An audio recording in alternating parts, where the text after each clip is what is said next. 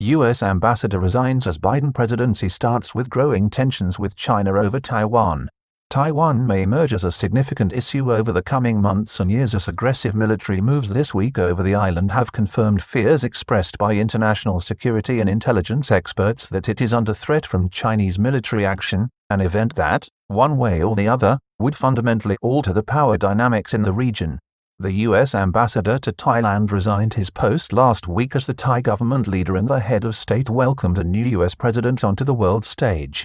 Rising tensions between the U.S. and China, a more challenging trade environment as Thai exports stateside have grown considerably, resulting in a widening U.S. deficit between the two countries, and ongoing street protests are key factors in a relationship that is still one of fundamental importance to the kingdom.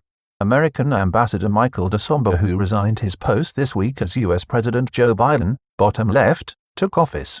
The move comes as there are growing signs of escalating tension between China and the United States over the South China Sea and Taiwan. Right inset, Chinese armed forces celebrating the victory of the Communist Party in 1949 following the Chinese Civil War. Inset left bottom, Taiwan's President Tsai Ing-wen, an arch foe of Beijing.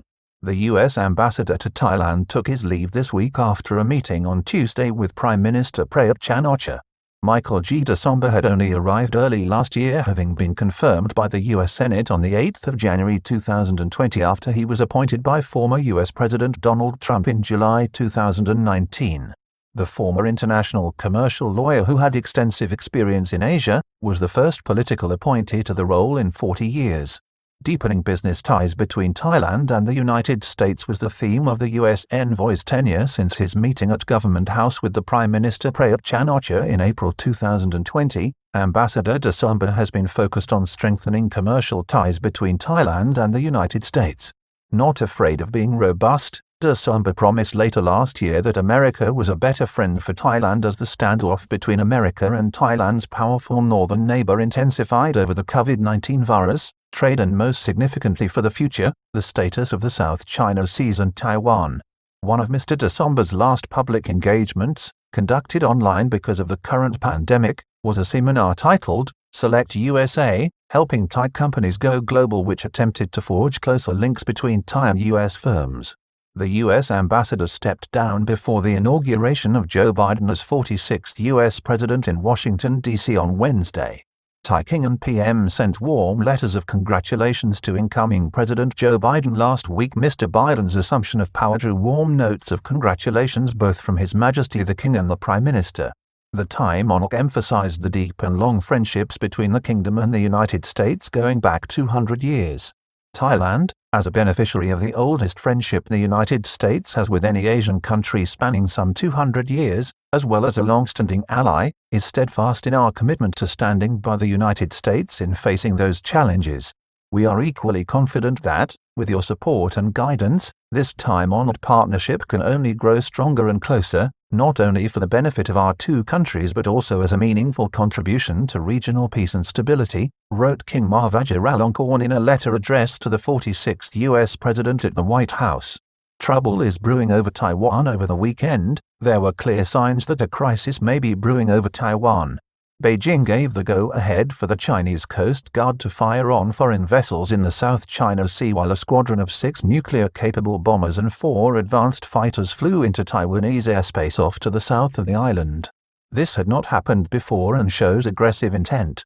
Many experts, including former U.S. Navy intelligence officer James Fannell, have warned that China's expansionist policies must inevitably lead to military action in relation to Taiwan, an independent state of 25 million people formed after the nationalist Chinese army took refuge there after losing to the communists on mainland China in 1949.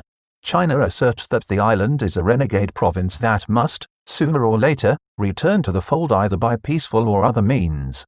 In the communist country on the mainland, Taiwan's leader Tsai Ing-wen is seen as an arch foe of Beijing, with military preparations to target her in the event of an invasion. Former Australian PM Kevin Rudd warns of the danger of military conflict between the US and China. Former Australian Prime Minister Kevin Rudd, an expert on China, warned last year that the eruption of military conflict over Taiwan and the South China Sea in the period leading up to the US election on the 3rd of November was a distinct possibility due to nationalistic impulses on both sides. Military action by China over Taiwan would have huge consequences. The Trump administration had been quietly assembling and realigning U.S. military assets towards countering an invasion of the island. On the other hand, the Chinese, committed to taking it, have warned again in recent times that military force is an option and that its forces are preparing for the task. The White House, in its first days attending to business, through spokeswoman Emily Horn of the National Security Council, has issued a statement saying the U.S. support for Taiwan remains rock solid in the face of such provocation. War over Taiwan would have profound implications. Successful occupation of the island by Chinese military forces would throw the region into turmoil and have as of yet unpredicted consequences. All we can say for sure is that such an event would have profound implications for U.S. and Chinese influence in the Asia-Pacific, with consequences for all countries. Thailand must prepare for the challenges of the Biden presidency that may combine an ideological agenda with pragmatism, especially in the Asia-Pacific. Meanwhile, the Thai government is being strongly warned, based on the initial few days of the Biden presidency, which has seen a decisive determination to pursue its left-of-center agenda domestically. Experts, including key academics, suggest that Thai officials should be prepared for an ideological focus on human rights and environmental concerns in the context of trade negotiations and regulations.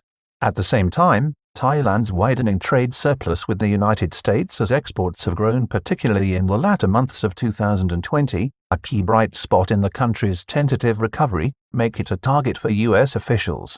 On the other hand, other observers suggest that in terms of foreign policy and the Asia-Pacific, we may see a more pragmatic approach, which was the hallmark of the Obama years, thus combining the two approaches. Containing China will be a key objective. While the Biden presidency promises to be more multilateral, it will still be focused, like its predecessor, on containing China, especially in relation to Taiwan. This may mean a need to strengthen its relationship with key allies such as Thailand. Prapiya Pachatsakul is an associate professor at Srinagarindwirat University and the vice president of the American Studies Association in Thailand. Ms. Prapi believes that the Biden White House will be open to forging closer ties with Thailand, but the Thai government must also play its role. If Mr. Biden returns to policies similar to the Obama administration, which emphasized multilateralism and preserving human rights and the environment, coming back as the leader of the world with his "America is back" slogan, he might need to quickly come and put things into order, she said. It's important to set our strategy well. We have to be careful in our relations with the U.S. We have to adjust. Democracy, human rights, intellectual property and labor, they will set high standards. Can we meet them?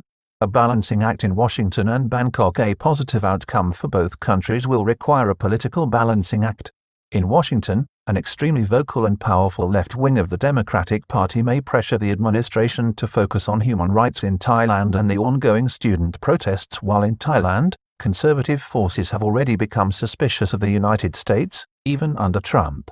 There is also the need for the Thai Ministry of Foreign Affairs and the government to balance its relationship between the two powers in the region, something Thailand has a lot of experience at, even in far more demanding and tougher times than this.